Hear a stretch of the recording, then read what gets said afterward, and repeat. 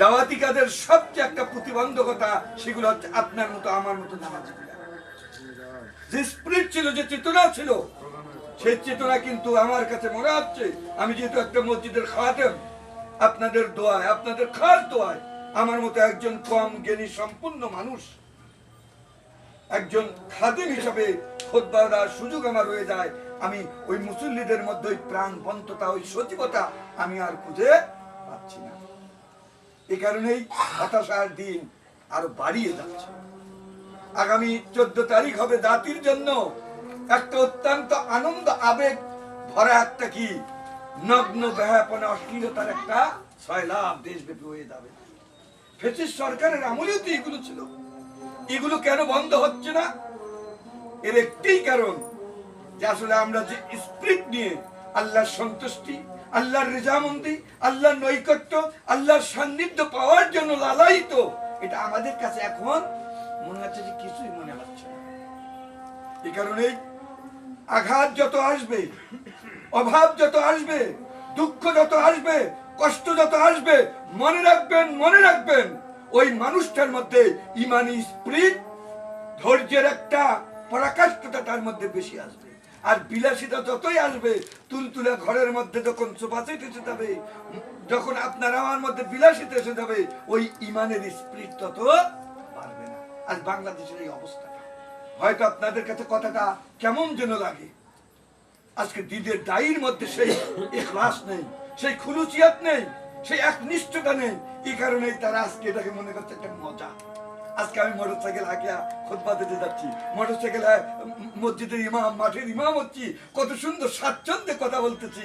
আমার মধ্যে ওই ভয় নাই। যে ভয়টা ছিল কাফিরি শক্তি, কুফরি শক্তি, ইসলাম বিরোধী শক্তির ভয়ে আমি সবসময় উজুর সুরতে থাকতাম, জিকির আজকারে থাকতাম।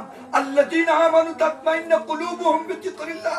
আমার অন্তরে সবসময় জিকিরের ভয় ছিল, যে কখন যেন তাগুতি শক্তি, কুফরি শক্তি আমার মাথার টুপি হয়তো বা কেড়ে নিতে পারে, অথবা রাস্তায় তারা প্রতিবন্ধকতা রাখতে পারে। সবসময় আল্লাহর ভয়ে ওই কয়েকটি বছর আমি আমার ক্ষুদ্র জ্ঞানে দেখেছি আলেমে দ্বীন এমন একটা স্রোতে ছিল।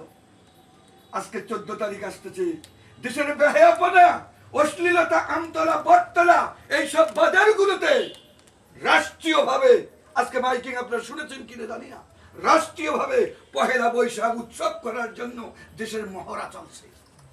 ফ্যাসিস্ট সরকার নাম দিয়েছিল পহেলা বৈশাখ, আর এ সরকার নামটাকে আবার বদলিয়া সুন্দর একটা ব্যাকরণগত একটা সুন্দর নাম বের করেছে। বোতল কিন্তু একই, হয়তো লেভেলটা আলাদা। সম্মানিত ভাইরা, এই কারণে আমি বলে থাকি যে ভোটের মাধ্যমে, প্রতিনিধি নির্বাচনের মাধ্যমে আমি আমার যতটুকু ক্ষুদ্র জ্ঞান স্টাডি করেছি, ইসলামী আন্দোলনের পথিকৃতদের সঙ্গে আমি যতটুকু দেখেছি, ফিরাউনের দেশে ইখওয়ানুল মুসলিমিন থেকে শুরু করে, কোনদিন মনে রাখবেন এই কুফরি শক্তি, তাগুতি শক্তিকে হটিয়ে দেওয়া যাবে না। একমাত্র রিভলিউশন ছাড়া, বিপ্লব ছাড়া কখনো এই তাগুতি শক্তিকে উৎখাত করা সম্ভব নয়। No knowledge is perfect without the knowledge of history. বর্তমান ইতিহাস দেখুন, বিগত নির্বাচনের সময় মানুষের মধ্যে আনন্দের আবেগ আপ্লুত হয়েছিল। না জানি হয়তোবা আলেমে দ্বীনের একটা বিজয় আসবে, কিন্তু তাগুতি শক্তি, কুফরি শক্তি এমন ধরনের ডিপ্লোমেসি করেছে, মেকানিজম করেছে, আজকে তারাই ক্ষমতা বসে গেছে। এই কারণেই আপনাকে আমাকে যারা আইসাছি, আমাকে বুঝতে হবে এদেশে নির্বাচন করে কখনো ক্ষমতায় যাওয়ার, তাগুতদেরকে সরার কোনো পলিসি এদেশে সম্ভব নয়।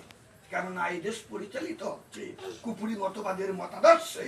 সেই আমেরিকান, সেই ধর্ম নিরপেক্ষতার ধ্বজাধারী ভারতের সেই সব গোয়েন্দাদের মাধ্যমে এদেশের মানুষকে শুধু নয়, গোটা পৃথিবীতে এমন ধরনের গোয়েন্দা রেখেছে, ইসলামী শক্তিকে কখনো ক্ষমতায় বসতে।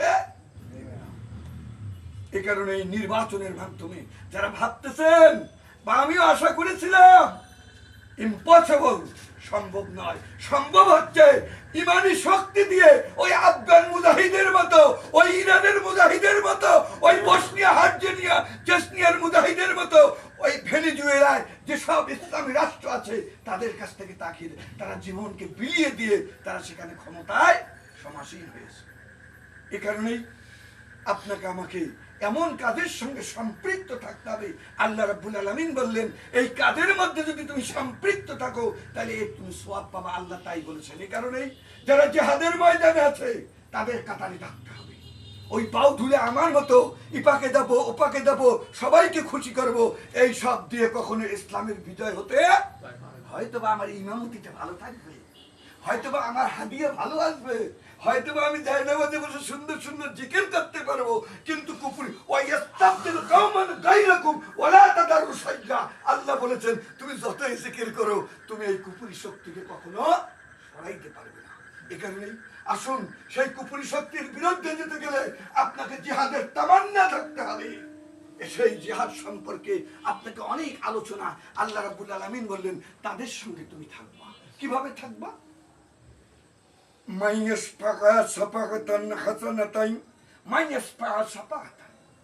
তুমি যদি ওই সব ব্যক্তিদের কাছে যারা ভালো কাজ করে, হাসানাতান যারা ভালো কাজ করে, এদের সঙ্গে যদি তুমি সাপোর্ট দাও, সহযোগিতা করো, বুদ্ধি চিন্তা মেধা বিভিন্ন ভাবে তাদের সঙ্গে যদি সদুপদেশ তাদের সঙ্গে যদি থেকে তুমি এই সুপারিশকারীদের সঙ্গে থাকো, আল্লাহ রাব্বুল আলামিন বললেন নাসিবুন মিনহা, যারা এরকম তামান্না নিয়ে বিজয়ের জন্য চেষ্টা করতেছে, বিজয় হোক আর না হোক, এই আকীদায় যারা আছে এদের সঙ্গে যদি তুমি থাকো, নাসিবুন মিনহা, তাদের যে যা যা এর অংশ তুমি